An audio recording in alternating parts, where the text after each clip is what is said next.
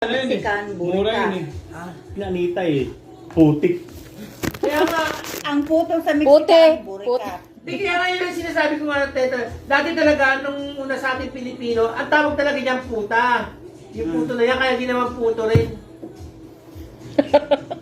Sa mga pakinggan kasi, binigay niya yung puta. Puta kayo dyan, puta kayo dyan. Kaya ginawang puto na nga lang eh.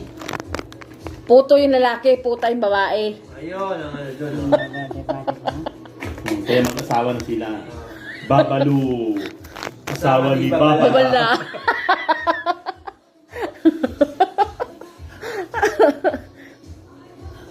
Kapareho lang niyang yung...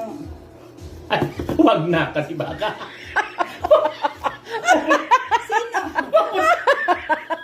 Huwag na ituloy kasi. Si Kano. Ay, ang ganda pala ng kwento mo. Sino si Kano? Yung asawa niya si Kana?